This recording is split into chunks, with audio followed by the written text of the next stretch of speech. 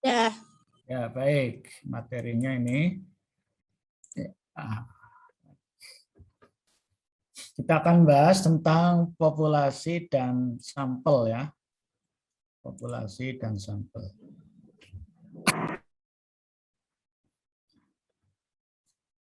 Nanti bukunya Anda lihat di buku Creswell. Di Creswell itu sudah saya kirimkan ya. Saya kirimkan. Kemudian di PowerPoint sama di Word-nya sudah saya kirimkan. Ini hanya penjelasan. Baik, yang pertama, dalam penelitian biasanya ada populasi dan sampel ya, ada populasi dan sampel. Jadi seperti kita bikin minuman ya, bikin minuman itu kopi ya, ada kemudian ini satu gelas disebut dengan populasi. Kita bikin kopi, ada gulanya, ada kopinya, apalagi 3 in 1 ya, diaduk. Kemudian kita mau nyicipi apakah gelas ini, kopi ini sudah enak, sudah ada pahitnya, ada manisnya, dan seterusnya. Maka kita biasanya nyicipi ya, pakai satu sendok. Nah, satu sendok itulah yang disebut dengan sampel. Nah, kalau sudah enak, manis, gurih, dan seterusnya, maka diberlakukan dalam satu gelas itu. Nah, yang pemberlakuan itu disebut dengan penyimpulan atau generalisasi ya. Jadi saya kira mudah. Jadi untuk mengambil satu kesimpulan dan kesimpulan digeneralisasikan dalam populasi, maka biasanya digunakan namanya teknik pengambilan sampel ya. Sampel. Nah, dalam pengambilan sampel itu ada dua yang terkait. Yang pertama ukuran sampelnya. Jadi kalau sampelnya kecil ya maka tidak bisa diberlakukan ya. Misalnya mahasiswa UMP jumlahnya yang kemarin sampai 12.000 ya. Ada orang ketemu mahasiswa UMP bilalah ya, bilalah yang tidak baik. Ya mesti yang diantara yang baik ada yang tidak baik. Yang tidak baik cuma satu ya, tapi orang tersebut memberi penyimpulan. Mahasiswa UMP jelek-jelek. Nah, begitu. Itu sampelnya namanya tidak representatif ya, tidak memenuhi. Kenapa? Karena satu tidak sama dengan 13.000. Nah, jadi sampelnya harus besar ya. Jadi kalau 13.000 ya setengahnya begitu ya, setengahnya. Tapi yang jelek satu seringkali memang menjadi, kalau istilah Jawa peribahasa itu apa itu?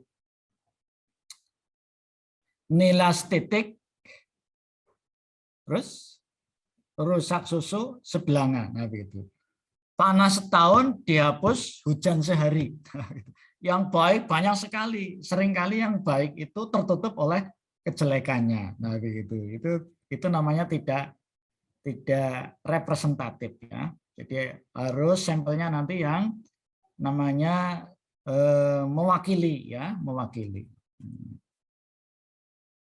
Kemudian yang kedua, proses atau teknik pengambilan sampelnya. Jadi ini nanti representatif, kemudian caranya ya, caranya bagaimana mengambil sampel. Baik. Ini nanti saya kirimkan di grup saja ya. Nah, ini.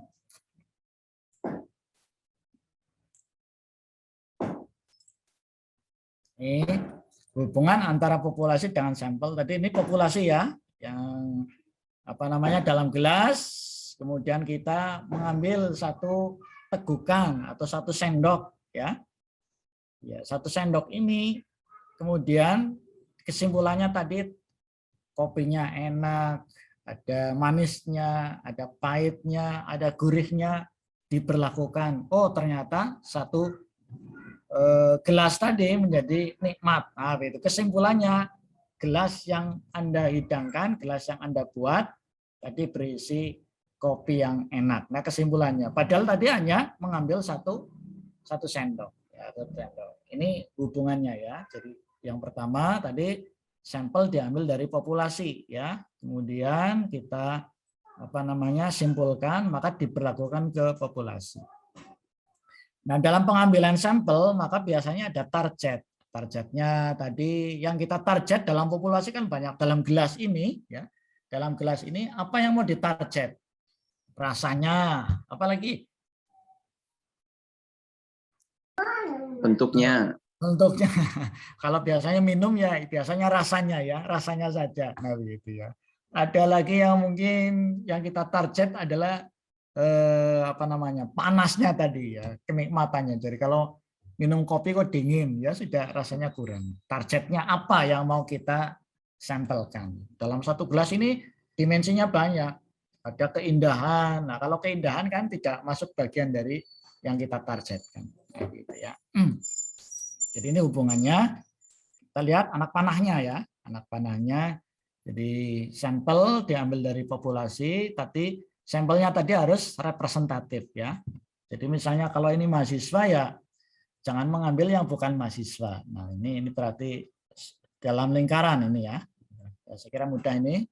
Nah, kemudian seberapa besar sampelnya? Nah ini yang sering ditanya ya. Seberapa besar sampelnya? Nah ini ada namanya logika. Kalau logika dalam penelitian kuantitatif, kalau statistik, logikanya ini. Semakin besar jumlah sampel, ya, maka semakin bagus, semakin kuat merefleksikan populasinya. Jadi kalau tadi mahasiswanya ada di Jogja itu sempat heboh ya, bahwa mahasiswi di Jogja itu sudah tidak virgin 98%. Begitu. Loh, yang ditemui berapa? Yang ditemui cuma hanya di lembah UGM. Nah, itu tidak representatif. Nah, gitu. Sama dengan tadi ya. Mahasiswa UMP jelek-jelek, yang ditemui berapa? Cuma 1. Nah, 1 itu maka tidak cukup ya, tidak cukup. Kenapa? Karena terlalu kecil ya. Jadi 13.000 tidak bisa diwakili hanya 1 orang mahasiswa. Nah, begitu tadi ya. Jadi kalau sampelnya besar, maka refleksinya tadi pencerminannya mewakilinya menjadi kuat. Nah, gitu. Jadi semakin banyak sampelnya maka semakin bagus.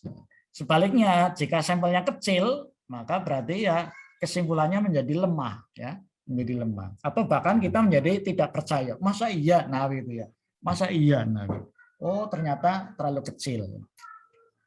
Jadi yang di Jogja itu ada Jogja undercover ya, Jogja undercover itu karena penelitian tersebut akhirnya kemudian kan ada kewajiban sekarang, jadi kos-kosan itu harus didampingi oleh induk semang ya. Untuk Semang. Penelitian itu nyata memang, tapi tadi tidak representatif. Kalau mungkin boleh memilih ya, kira-kira ini ada kos-kosan, tapi tidak ada induk semangnya, tidak ada bapak kos, ibu kos. Nah sekarang di sini ada kos-kosan, ada bapak kos, ada ibu kos, atau yang disebut dengan induk semang. Kira-kira kalau mahasiswa kecenderungannya milih mana ini? Ya, karena mahasiswa biasanya suka kebebasan, suka yang tidak ada induk semangnya. Nah, itu real ya. Tetapi kalau tadi sampai kepada 98% ya, sudah tidak virgin, nah itu menjadi problem ya, problem metodologis dalam pengambilan sampel. Ya, selanjutnya jika keadaan populasinya homogen seperti kita tadi ya, bikin kopi biasanya yang ditaruh terlebih dahulu dalam gelas itu apa? Mungkin gulanya, mungkin kopinya, maka yang terakhir adalah airnya, air yang panas tadi ya. Biar di atas, di tengah dan di bawah itu homogen, apa yang dilakukan? Maka diaduk. Nah, gitu ya, diaduk. Nah, ini di sini ada berlaku homogen. Jika populasinya memiliki karakteristik yang sama, ya, maka jumlah sampelnya dapat lebih kecil. Ya, jadi tadi ini karena sudah homogen diaduk, maka kita nyicipin hanya 1 seruput saja, seruput, oh, enak. Nah, berarti maka kita bisa memperlakukan bahwa satu gelas ini menjadi enak dan nikmat. Apalagi hanya satu sendok kecil, begitu ya, nikmat. Maka tadi sudah homogen, maka berlaku bahwa satu gelas ini menjadi, karena sudah homogen menjadi nikmat, begitu ya. Jadi populasi homogen, maka sampelnya kecil boleh ya. Tapi kalau sebaliknya, jadi datanya itu tidak homogen ya, maka nanti dalam statistik harus ada uji homogenitas ya. Jadi kalau populasinya kok heterogen misalnya dalam satu kelas ini ada jumlahnya laki-laki perempuan, tadi sudah mungkin relatif homogen ya. Kemudian dari latar belakang minatnya kan tidak satu ya, banyak. Nah, maka sebaiknya ada populasinya diperbesar, sampelnya juga besar.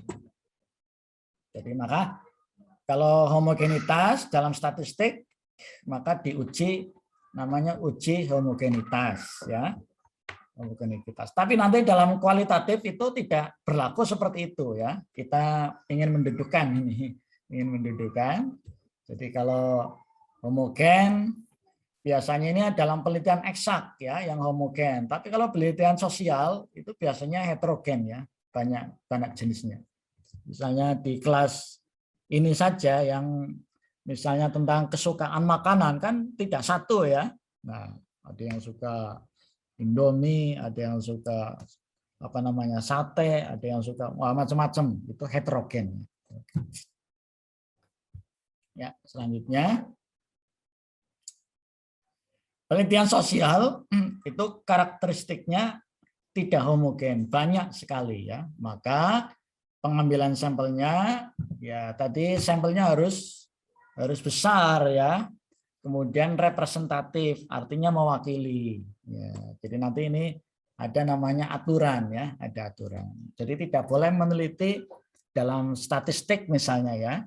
Dalam penelitian kuantitatif sampelnya hanya 5, sampelnya 10, itu tidak bisa. Tapi kalau dalam penelitian kualitatif ya, itu boleh ya. Jadi misalnya penelitiannya Dr. Pak Ibnu itu sampelnya hanya 3 orang. Bisa ya. Almarhum Pak Rektor ya, itu penelitian disertasi hanya 1 orang. 1 orang. Jadi ini biasanya homogenitas itu kalau kaitannya dengan tadi penelitian kuantitatif sangat ketat ya, sehingga mau disimpulkan ya. Ini contoh ya, contoh berapa sampel yang harus saya ambil kalau dalam penelitian kuantitatif ya. Ini sampelnya kita cukupkan 2 rumus saja, ini hanya sebagai contoh ya. Ini tidak usah dihitung karena ini sudah ada tabelnya. Ini contoh formula, namanya formula Isaac dan Mikhail. Ini rumusnya ini, kemudian rumus Slovin dan seterusnya. Ini contohnya. Jadi Anda tidak usah menghitung. Nah, ini. Misalnya Anda penelitian di SMP Muhammadiyah 1. Misalnya kelas 8 ya. Kelas 8 itu ada sekitar misalnya paralel ya, ada 150 lah ya. Ada 100, oke, 100. Pak, saya mau meneliti tentang manfaat sholat duha terhadap misalnya ketenangan siswa menghadapi ujian. Nah, misalnya. Tadi kelas 8 misalnya ya. Kalau yang mau ujian nasional kan biasanya kelas 3 ya. Kelas 9 berarti. Berapa populasinya? Nah, yang kelas 9 tadi 100. Maka kalau ilmu sosial biasanya mengambilnya tingkat kesalahannya yang 5% ini. Anda tarik dari atas 5%. Kemudian tadi jumlah siswanya adalah 100. Oh, berarti minimal 78 ya. Ini sudah dihitungkan oleh Isaac sehingga Anda tidak perlu lagi menghitung ya.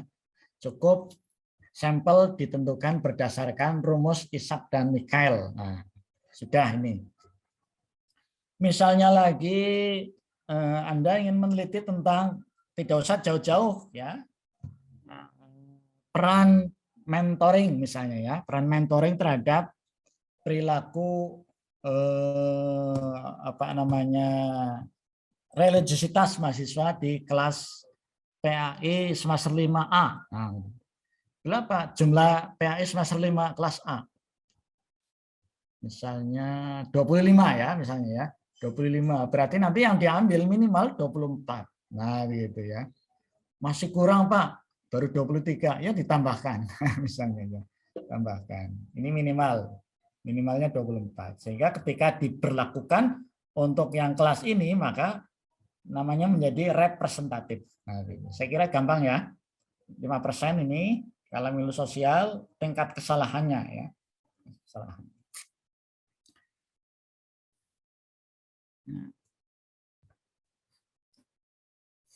Yang selanjutnya dalam penelitian kuantitatif ini ya kita lewati yang ini ya.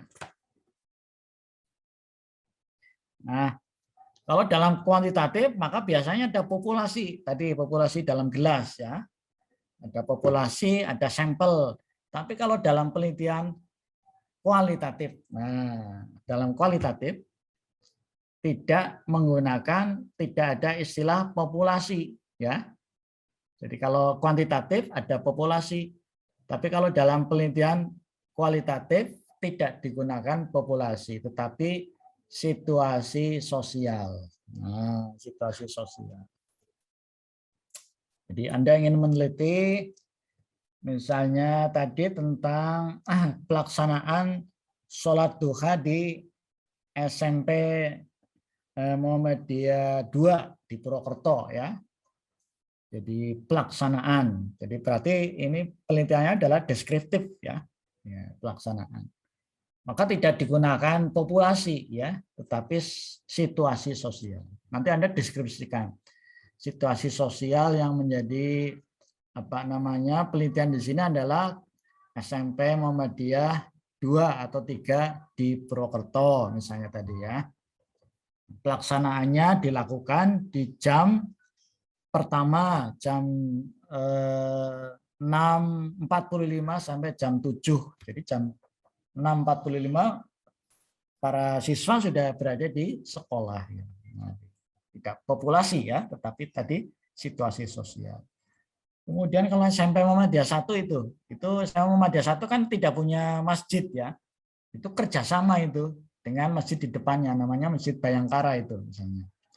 Bahwa pelaksanaan sholat duha di jam pertama ya, di jam pertama di SMA Muhammadiyah 1 mengambil tempat di apa namanya Masjid Bayangkara yang terletak di seberang seberang jalan, timur jalan misalnya begitu. Anda deskripsikan. Kemudian istilah populasi nanti Anda perinci ya dalam penelitian kualitatif. Ya, yang pertama adalah place tadi tempatnya di mana ya. Kemudian aktornya ya, aktornya siapa yang terkait ya. Kemudian aktivitasnya. Aktivitasnya. Jadi ini lebih kaya ya dalam kualitatif.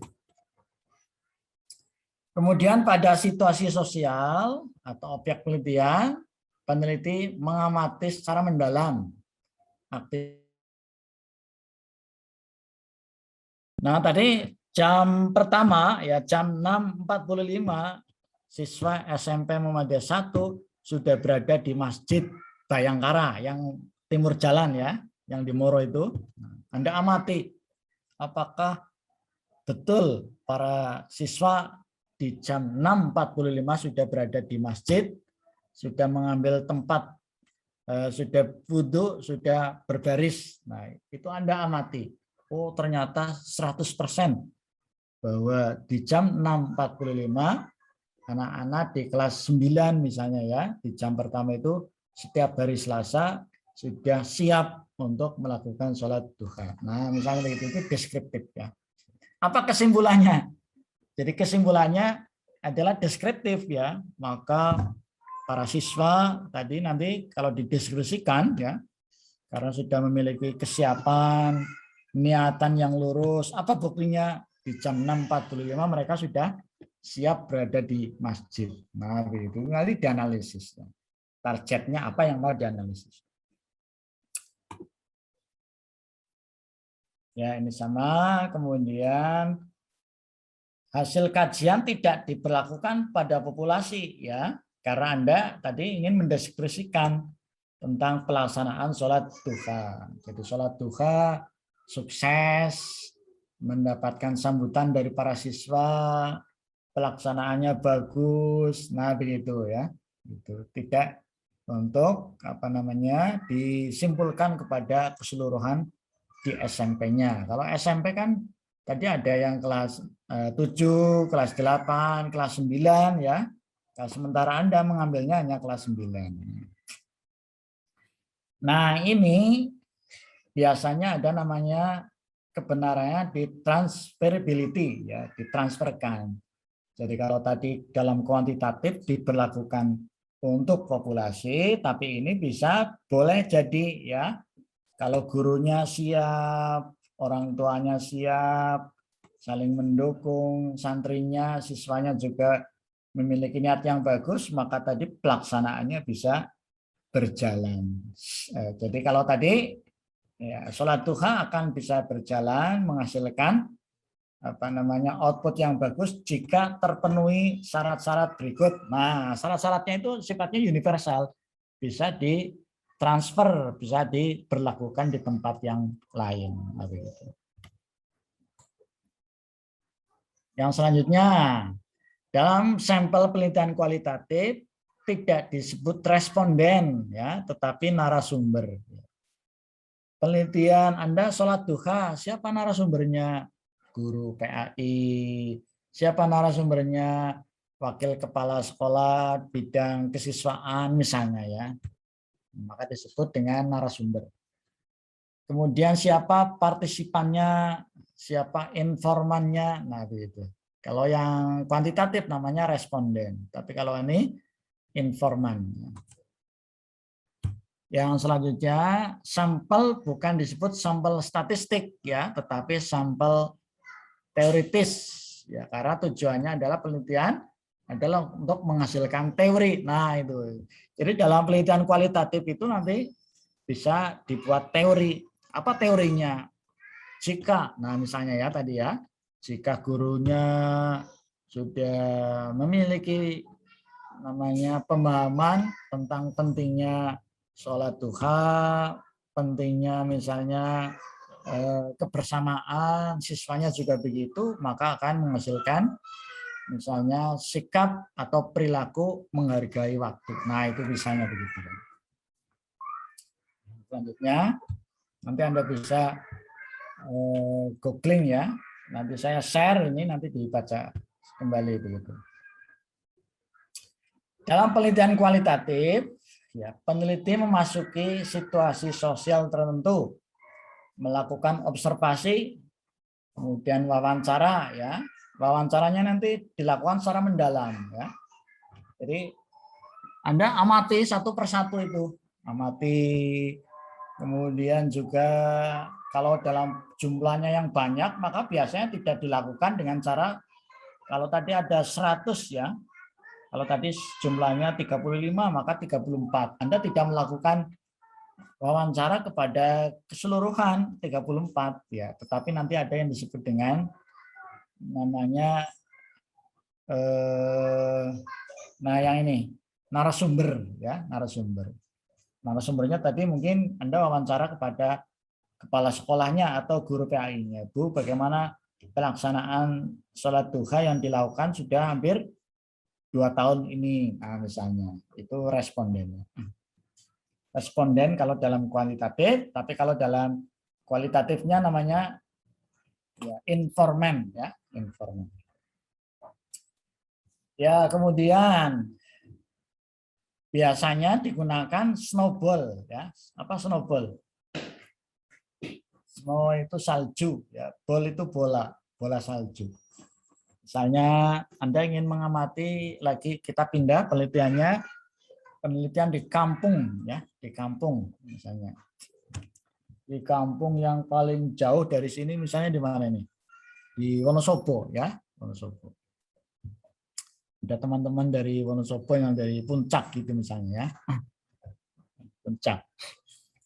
Pak, saya ingin meneliti tentang apa namanya, kesadaran warga di gunung ini terhadap zakat. Nah, misalnya begitu ya, terhadap zakat.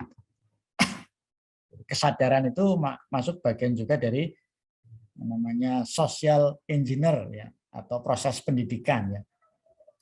Ini yang menarik di daerah sana, daerah kalau administrasi itu masuk wilayah Banjar, tapi kalau lokasinya sebenarnya masuk wilayah Wonosobo itu, Kepakisan. Kepakisan kan masyarakatnya 100% petani ya, petani. Tapi kesadaran untuk berzakat itu ya waktu itu tahun sebelum ada berkembangnya Lazis ya, sana itu sudah termasuk kelasnya udah nasional ya. Jadi otomatis kalau para petani sudah panen, otomatis hari Jumat mereka membawa uang disetorkan. Nah, pertanyaannya siapa yang kira-kira mau dijadikan tadi sumber data? Nah, begitu. Ya sumber datanya mungkin kita tetapkan saja takmirnya. Takmirnya misalnya ketuanya. Ketuanya kita gali datanya, Pak, bagaimana ya para warga di daerah miskin seperti ini mereka zakatnya tinggi. Nah, begitu. Nasional padahal ya. Itu bagaimana caranya, Pak, memberdayakan, menyadarkan. Nah, begitu. Proses transformasinya bagaimana? Kemudian sudah dijelaskan oleh takmirnya, Anda belum puas lagi ya. Belum puas. Apa betul apa yang dilakukan disampaikan oleh takmirnya tadi. Kalau di mana-mana biasanya kan kalau Ustadz kan banyak hanya ngomong saja ya. Tapi ini omongannya kemudian dilaksanakan oleh warga itu. Nah, maka tanya, Pak, kira-kira penguatan mereka bisa sadar seperti ini, saya melihat ada bukan hanya semata-mata karena ada faktor ustadznya. Kira-kira apa lagi, Pak? Nah, begitu. Oh, coba tanya kepada kepala desanya. Kepala desa itu pernah membuat satu aturan, ya, satu aturan. Nah, itu berarti Anda tadi sudah ketemu takmirnya, sekarang namanya snowball, bolanya jalan ya, bolanya jalan. Dari tadi ketua takmirnya menunjuk kepada coba datanya itu ada di kepala desa. Nah, gitu. Anda datang kepada kepala desa. Kemudian sampai datanya sampai ya Anda sudah puas lah ya, semua pertanyaan sudah Anda gali. Jadi di daerah Kepakisan ini ternyata betul bahwa kepala desanya adalah seorang ustadz juga ya, punya undang-undang ya. Bahkan ada yang disebut dengan local wisdom ya, local wisdom. Jadi kalau di daerah Kepakisan kan ada monumen ya, monumen kalau masyarakat tidak mau berzakat maka akan terjadi tadi musibah. Ini contoh musibahnya. Nah, begitu. Jadi orang dibuat apa namanya yang apa namanya daerah itu ratusan orang meninggal ya, ratusan orang meninggal karena dulu panen ya, tetapi mereka berfoya-foya ya sehingga satu kampung itu menjadi apa namanya ya mungkin ini musibah alam kalau dalam bahasa geologinya ya, tapi kalau dalam bahasa metafisika mereka panen bukannya bersyukur malah berfoya-foya. Sehingga kemudian daerah mana ini? Jemblungan ya, daerah Jemblungan. Nanti silakan disurvei daerah Jemblungan. Nah, kemudian tadi ke takmir sudah cukup, kemudian data dari kepala desa cukup. Nah, Anda kayaknya ini sudah cukup lah. Nah, gitu. Maka Anda pulang ke Purwokerto. Ternyata datanya masih kurang. Misalnya ya, Anda datang lagi itu ke sana. Ya, tanya kepala desa, Pak, yang menyimpan data-data itu siapa ya, Pak? Nah, gitu. Oh, coba tanya ke sana. Nah, cariknya. Nah, cariknya itu Anda carik ya. Carik itu apa namanya? Sekretaris desa ya, sekretaris desa. Nah, apa namanya tadi dari takmir, kemudian yang kedua dari kepala desa, kemudian dari carik, nampaknya sudah selesai. Nah, berarti maka datanya berarti disebut dengan data yang sudah cukup, namanya data jenuh ya, data jenuh. Artinya apa yang data yang Anda inginkan, yang Anda butuhkan cukup, maka nanti snowball-nya berhenti pada 3 orang. Jadi cukup penelitiannya hanya 3 orang saja, yang tadi disebut dengan informan ya, informan. Kalau penelitian kuantitatif tadi nggak bisa 3 orang ya, karena mau digeneralisasi ya. Tapi kalau yang kualitatif ini bisa saja 3 orang, cukup. Tapi itu mendalam ya. Baik. Bahkan ada yang menarik ya, ada yang menarik penelitian wartawan di Amerika atau di Inggris ingin mendapatkan bagaimana pengaruh suku kepemimpinan ketua adat di pedalaman di Irian Jaya untuk mendapatkan harismanya ketua suku yang semuanya ditaati. Sang peneliti ini, dilala penelitinya adalah wanita ya, wanita. Itu nggak bisa masuk ke lokal di daerah situ itu karena daerahnya tertutup ya. Maka apa caranya itu? Caranya, tapi ini jangan ditiru ya, mengorbankan ya jati dirinya hanya untuk mendapatkan data ya, itu tidak boleh terjadi itu. Tapi ini sungguh-sungguh terjadi. Maka dia datang pada kepala sukunya menyampaikan apa jaminan bahwa Anda kemudian tidak akan mengganggu, karena memang dalam penelitiannya itu terjadi peperangan ya, peperangan antar suku karena hadirnya seorang peneliti ini. Nah, hadirnya peneliti. Ya kalau orang luar negeri perempuan kan mungkin dalam bahasa orang kampung, orang sana pedalaman itu menjadi sumber masalah ya, bermasalah. Akhirnya apa itu? Sang wanita tadi kemudian membuka bajunya ya tanpa ada. Jadi ketua sukunya punya syarat ya. Syaratnya bahwa kamu memang bisa diterima di komunitas kami pedalaman, tapi syaratnya kamu harus membuka bajunya. Nah, bajunya dibuka itu. Ya, karena dia ingin mendapatkan data tentang semua hal yang terkait dengan adat istiadat, rahasia kepala suku, maka dia mau membuka bajunya. Itu korban tidak boleh ya. Ada lagi di psikologi itu. Psikologi mau meneliti tentang di daerah sana Gang Sadar ya, Gang Sadar. Jadi kalau peneliti kan harus kualitatif, harus terlibat itu. Jadi maka dia kemudian terjun ke sana ya. Ya, ini menjadi kecelakaan ya, jadi tidak boleh itu, tidak boleh terjadi. Tapi kalau memang mungkin kalau dai atau ustadz yang terkenal itu siapa itu yang terjun di daerah komunitas itu ya, mau mengangkat ya kasus-kasus seperti itu ya. Seringkali memang dalam penelitian yang memiliki resiko banyak itu sering memakan korban ya. Bukannya kita menyelamatkan di Gang Sadar, malah kita yang terbawa. Nah, itu yang jadi problem ya. Baik, yang selanjutnya snowball tadi ya. Jadi 1 menjadi 2 menjadi 3 ya, menjadi 3, kemudian sampai datanya menjadi jenuh, datanya menjadi cukup ya, datanya menjadi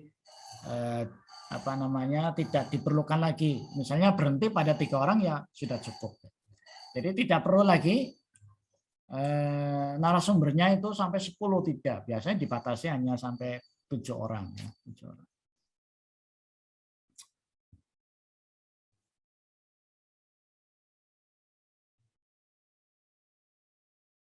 Nah,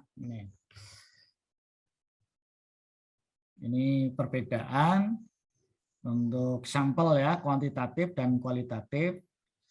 Jadi kalau dalam kuantitatif biasanya populasi, wilayah generalisasi, objek, subjek, kualitas, dan karakteristik yang ditetapkan oleh peneliti. Nah, sementara yang kualitatif tidak digunakan populasi ya. Jadi tadi ada setting sosial ya, situasi sosial Anda deskripsikan. Kemudian kalau di sini sampel merupakan bagian populasi, tapi kalau yang kualitatif situasi sosial ya. Misalnya tadi tentang situasi di desa, situasi tadi suku Asmat dan seterusnya ya, dan seterusnya. Ini nanti ada dalam penelitian kualitatif ya, kualitatif. Ya, kita kenalan dulu, ada secara garis besar namanya probability sampling, kemudian ini yang non probability ya. Ini sampling sistematis, kuota dan seterusnya ya. Tapi kalau yang tadi di kualitatif itu tidak mengenal istilah apa namanya populasi, biasanya hanya digunakan snowball tadi ya, snowball sama purposive ya, sama purposive.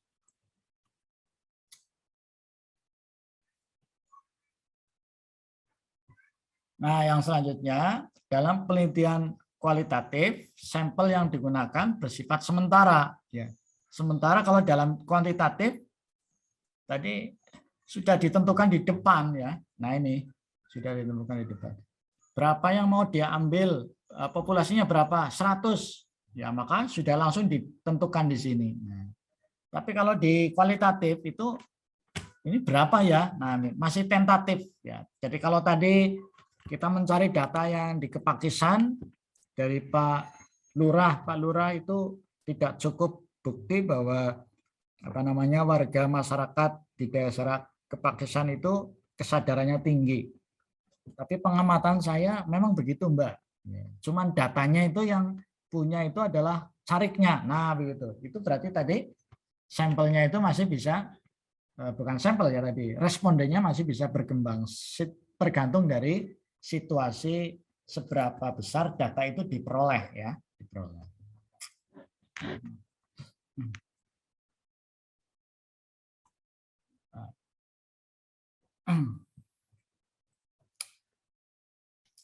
Sampai di sini ada pertanyaan?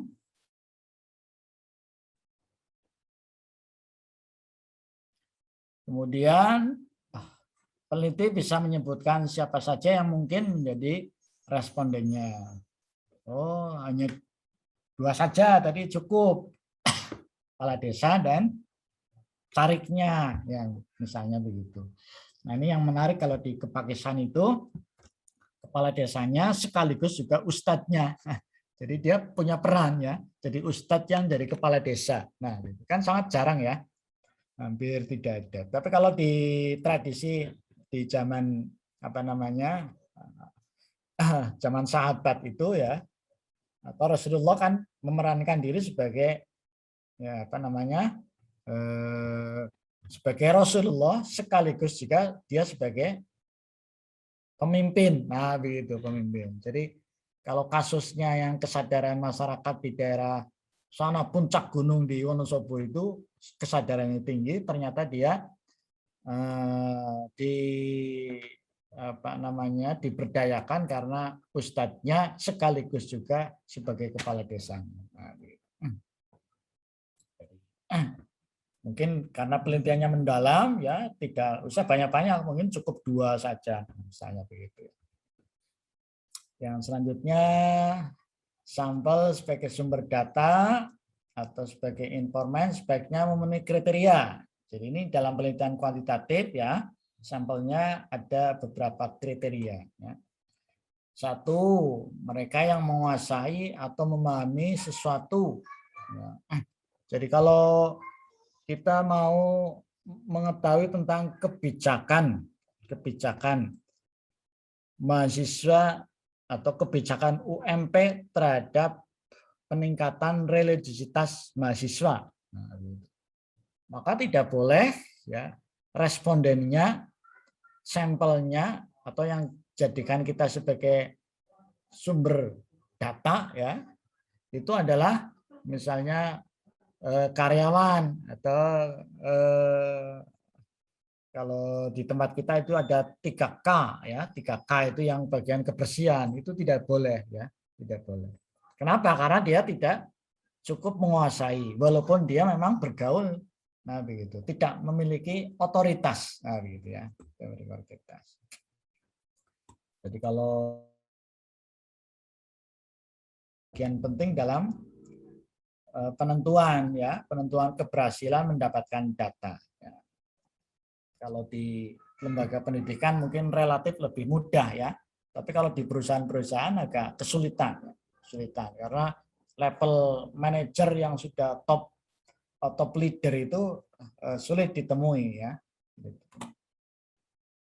Yang kedua, mereka yang tergolong masih atau sedang berkecimpung atau terlibat pada kegiatan yang tengah diteliti. Jadi kalau misalnya tadi penelitiannya tentang sholat duha ya, sholat duha di SMP Muhammadiyah 1, ya, maka siapa yang berkecimpung, siapa yang terlibat, guru apa saja. Ya, kalau gurunya hanya 3, misalnya PAI, waka kesiswaan, kemudian pembina ya, pembina misalnya harian atau IPM misalnya ya. Itu sementara kita wawancaranya kepada misalnya waka kurikulum ya, berarti maka kurang tepat ya. Kurang tepat. Karena waka kurikulum hanya misalnya merancang di level plannya, tapi kalau pelaksanaannya ya mesti yang di lapangan. Yang selanjutnya, mereka yang tidak cenderung menyampaikan informasi hasil kemasannya sendiri ya, maka tidak ya termasuk dalam hal ini. Jadi yang benar-benar menguasai. Maka seringkali memang dalam kondisi yang misalnya waktunya terbatas ya, Anda penelitian kan hanya waktunya izin penelitian 3 bulan ya, maksimal itu 1 semester, sehingga dalam 1 semester itu bisa terselesaikan ya, sampai ujian sampai munakosa itu 6 bulan, 5 bulan lah, maksimal 5 bulan. Ya, maka kemudian harus dicari kata kuncinya sebenarnya pada siapa untuk penelitian kualitatif ya, tidak usah banyak-banyak. Jadi biasanya bilangannya ganjil ya, ganjil ada mungkin 3, mungkin 5 ya. Mungkin 7 tidak sampai, kemudian sampai 10, 12 dan seterusnya. Ya, saya kira dari saya dicukupkan. Ada pertanyaan sampai di sini? Untuk materi nanti di-download, kemudian bacaannya sudah saya kirimkan tentang Word-nya. Jadi kalau sekali lagi dalam penelitian kuantitatif, maka biasanya sampelnya sudah ditentukan di awal ya, karena sudah diketahui itu sampelnya. Saya mau meneliti di SMA Muhammadiyah, mau pakai kuantitatif, berapa jumlahnya. Nah, maka bisa dihitung sampelnya. Tapi kalau dalam kualitatif namanya tentatif ya, jumlahnya itu tentatif, masalahnya juga tentatif. Satu pertanyaan. Kapan digunakan penelitian kualitatif? Siapa yang bisa menjawab?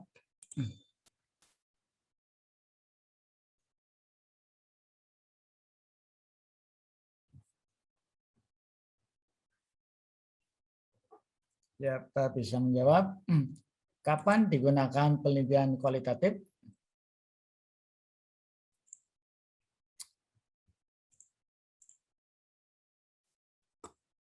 Kayaknya di on class sudah ada. Jika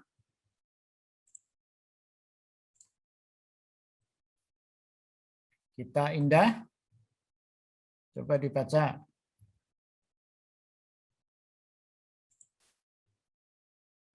Kapan digunakan metode kualitatif?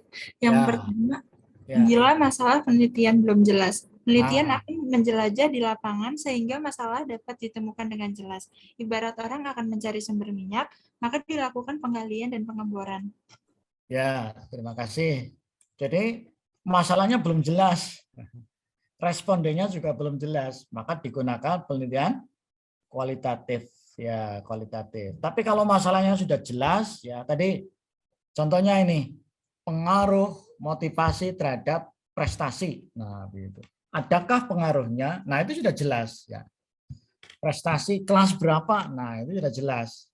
Tapi kalau dalam kualitatif semuanya masih harus digali. Nah, begitu. Jadi proposal itu hanya sifatnya sebagai panduan.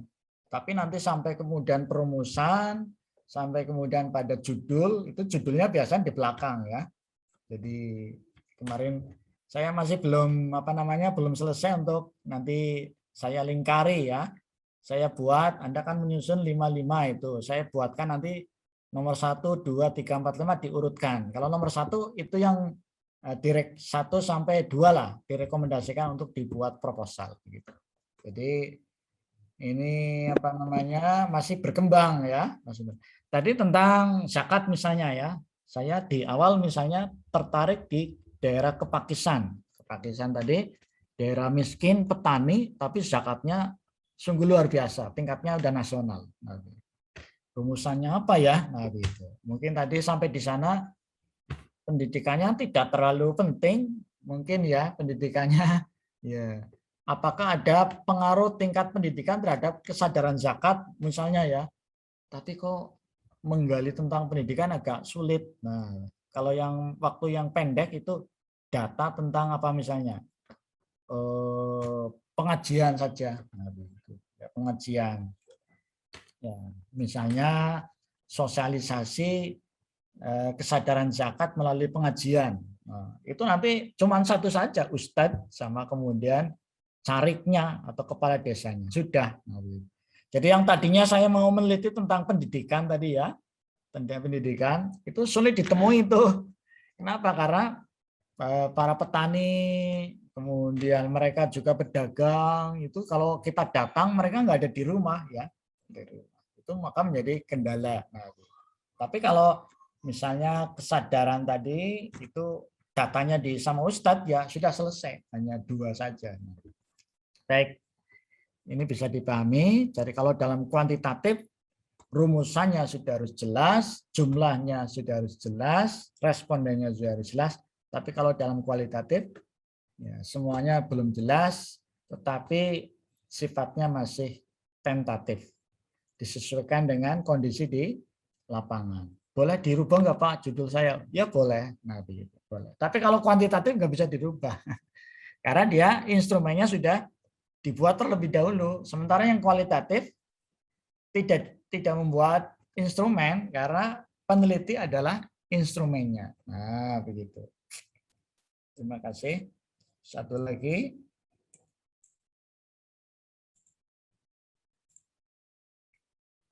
Nah, Amalia. Slide kedua, kapan digunakan?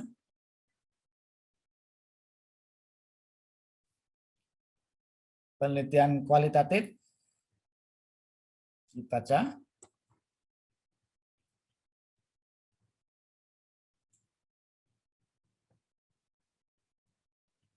Nah, bisa suara saya terdengar atau di unmute, dibuka itu mikrofonnya.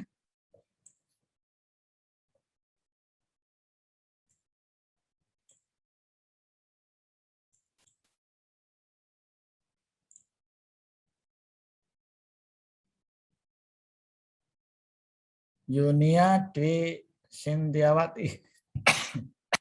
Yunia? Ya Ustaz. Ya, silakan. Nomor 2 ya. 2. Memahami makna di balik data yang tampak. Ya, jadi tujuan kualitatif untuk memahami makna, ya, makna di balik yang tampak. Ya, coba penjelasannya bagaimana? Dibaca. Gejala sosial sering tidak bisa dipahami berdasarkan apa yang diucapkan dan dilakukan orang-orang. Ya, ini apa yang kita sampaikan, apa yang dikatakan orang, apa yang ditampakkan orang belum tentu menunjukkan apa adanya. Ya, dilanjutkan. Setiap bagian kedua, terus Setiap ucapan dan tindakan orang sering memiliki makna tertentu. ya, maknanya tidak sesuai dengan apa yang kita lihat. Contohnya apa ini? Menangis ya. Menangis. Apa makna menangis? Tidak mesti sedih. Ya, bisa makna lain. Apa makna lainnya? Coba sebutkan. 3. Tertawa. Ya, enggak, menangis maknanya apa nih? Tidak mesti sedih. Menangis bisa maknanya bahagia, ada ya? Menangis karena bahagia ada nggak? Ya. Ada. Apalagi makna di balik menangis? Mbak, kamu kok menangis? Ya, kemarin ada yang apa namanya yudisium itu mahasiswanya menangis. Kira-kira menangisnya karena apa itu?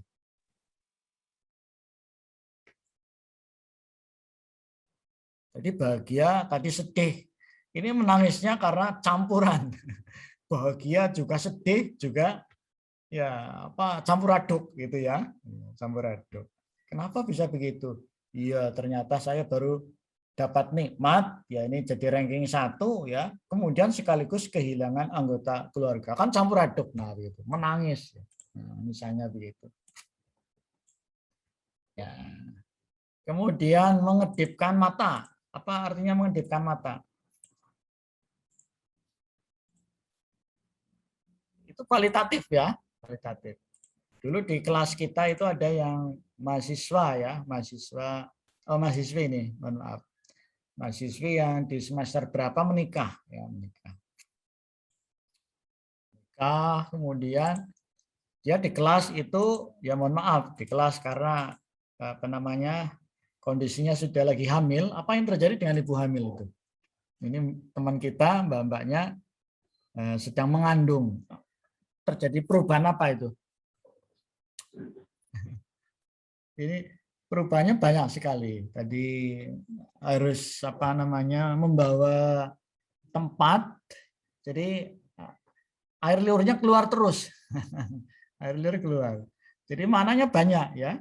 Jadi kalau orang meludah di kelas nggak boleh. Ini terpaksa harus meludah gitu ya. Meludah. Kenapa? Karena liurnya keluar terus. Nah, gitu.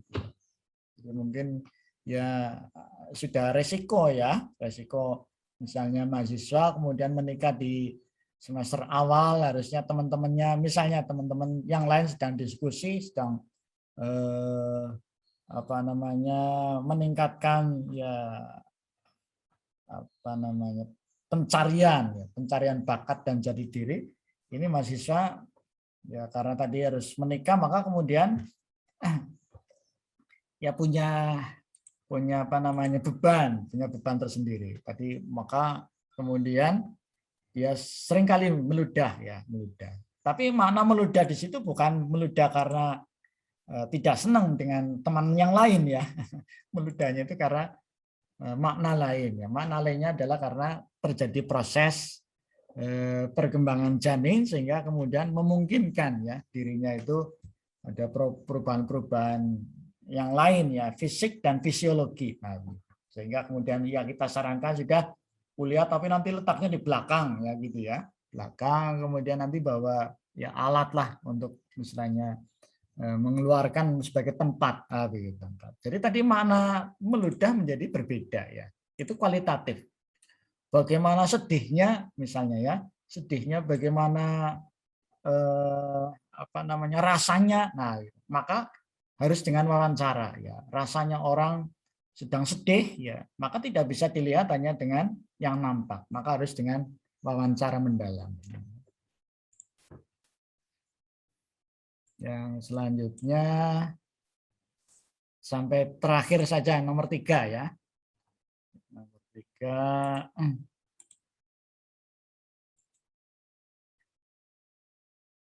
Hanif, silakan. Nomor 3. Kapan digunakan penelitian kualitatif? Nomor 3. Ada Hanif?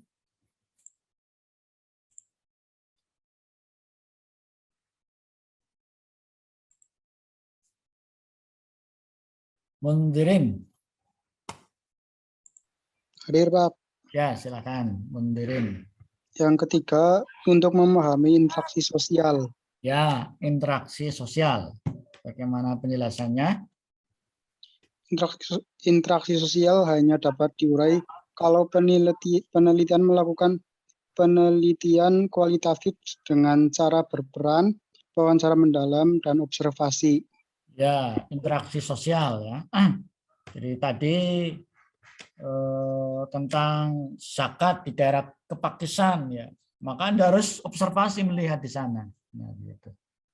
Wawancara mendalam, wawancaranya tidak dengan angket, tapi dengan diskusi. Mungkin Anda perlu bawa kamera, perlu recording gitu ya, alat ya, gadget misalnya HP. Kalau sekarang sih HP kita bisa merekam bisa sampai 2 jam ya HP-nya. Nah, terlibat peran. Jadi kalau misalnya bagaimana rasanya berada di pondok pesantren, maka ya Anda harus ikut terlibat di pondok pesantren. Kemudian sehingga ditemukan pola-pola ya, pola hubungan. Oh, ternyata tadi kepala desa yang sekaligus juga sebagai ustadz, maka ternyata memiliki pola yang bagus dalam meningkatkan kesadaran berzakat. Nah, gitu. Anda sudah menemukan satu pola itu. Jadi yang paling baik adalah dia sekaligus kepala desa, sekaligus juga sebagai ustadz. Nah, gitu ya. Ini luar biasa ya, meniru kalau di Jogja itu ada namanya Sri Sultan Hamengkubuwono. Hamengku itu yang menguasai ya, Panoto Agomo. Nah, Sri Sultan itu sekaligus sebagai amir ya, sebagai imam, ya, sekaligus juga pemimpin pemerintahan. Nah, begitu. Itu idealnya ya, Sri Sultan Hamengku ya, itu yang menguasai urusan dunia sekaligus juga urusan akhirat. Maka itu lebih sejahtera ya sebenarnya karena memperhatikan fisik dan rohani. Saya kira begitu dari saya. Ada pertanyaan? Dicukupkan, silakan nanti dibaca, di-download, kemudian nanti Anda praktekkan ya. Nanti judulnya saya kirimkan, Anda sudah memulai, mungkin sampai hari ini sudah cukup lah.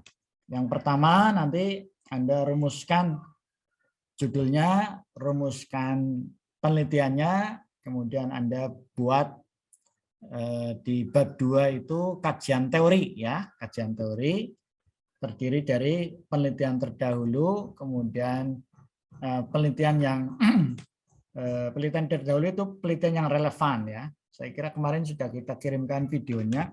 Kemudian kajian teori itu buku-buku yang membahas tentang itu Anda cantumkan. Mungkin sampai di sini dicukupkan. Kita akhiri dengan baca hamdalah dan doa kafaratul majelis. Alhamdulillahirabbil alamin. Subhanakallahumma wa bihamdika asyhadu an la ilaha illa anta astaghfiruka wa atubu ilaik. Ini ada 2 slide, 2 preset. Saya ambil gambar. 1. Kemudian bagian kedua. Ya, oke. Ya, terima kasih. Nanti recordingnya saya share kembali ya. Oke, Pak. Assalamualaikum warahmatullahi wabarakatuh. Waalaikumsalam warahmatullahi wabarakatuh. Terima kasih, Pak. Terima kasih, Pak. Sama-sama.